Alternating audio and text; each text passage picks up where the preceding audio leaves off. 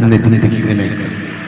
3 काम खुद करो, अभी बताया था आपको। पहला, अपनी तिजोरी की सफाई अपनी को। दूसरा, बोलो बोलो जमते जरा, अपने माता पिता की सेवा खुद को करना।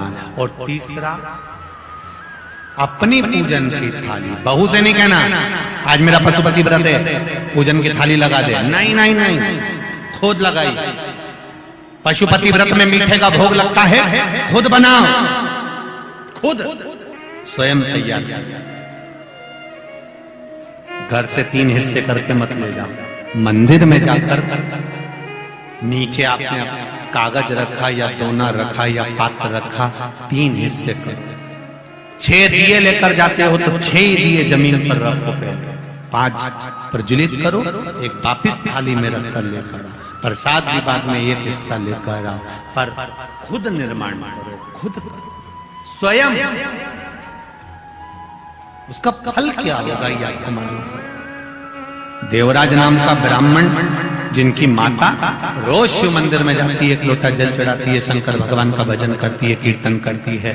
घर की एक नारी भी अगर शंकर भगवान को 1 लोटा जल चढ़ा रही है तो यह अंदाजा लगा कर रखना कि उस जल का फल पूरे परिवार को, कुटुंब को प्राप्त। सारी समस्या का हल 1 लोटा जल, मात्र 1 लोटा, जो पार्वती जी चढ़ाती थी, जो माता उमा चढ़ाती थी, जो माता सती चढ़ाती थी, जो माता कात्यायनी चढ़ाती थी, चंद्रघंटा, कुष्मांडा, स्कंदा, जितने माता के जन्म हुए हैं। पार्वती जी का जो भगवान शिव जी के साथ विवाह है, ये तो 52 नंबर का, 52 नंबर का 51 जन्म माता पार्वती के हो चुके हैं। और 51 जन्म माता पार्वती ले चुकी थी, और 51 जन्म धारण करने पर भी शिव की भक्ति नहीं छोड़ी थी, शंकर का गुणगान नहीं छोड़ा। करो भजन। एक पत्र है, जिस पत्र में किसी ने लिखा है कि हमारी किडनी, लीवर खराब हो गए थे। एक ये भी पत्र अच्छा है, बाबा की कृपा देखिए। मैं शशि पाटीदार, जूनी इंदौर जबरन कॉलोनी इंदौर की रहने वाली हूँ। कहीं बैठी हूँ आप ही। श्री शिवाय नमस्ते। दोनों हाथ हिला दो एक बार। हर हर महादेव। मेरी बेटी को जन्म से आंखों की रेटिना में तकलीफ है। बेटी आइए साथ साथ। श्री शिवाय नमस्ते बाबू। हर हर महादेव।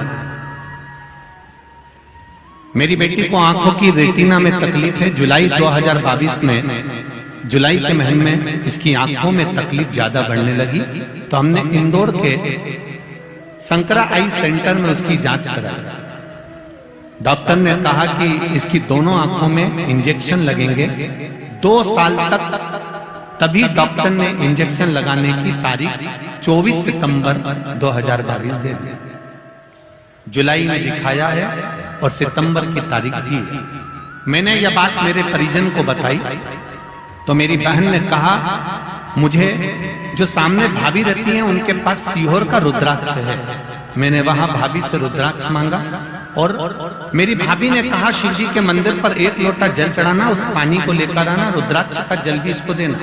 मेरी बेटी को रुद्राक्ष का पानी पिलाना चालू करा और उसकी आंखों पर भी शिव जी को जल चढ़ाकर वो जल इसकी आंखों को लगाया। शंकर भगवान पर चढ़ाया हुआ जल का आचमन कराया। 22 सितंबर 2022 को अपने परिजनों के साथ सीहोर गई और वहां कुबरेश्वर बाबा से कहकर आई, बाबा इसकी आंखें ठीक कर दो, बचपन से इसकी आंखें बेकार है।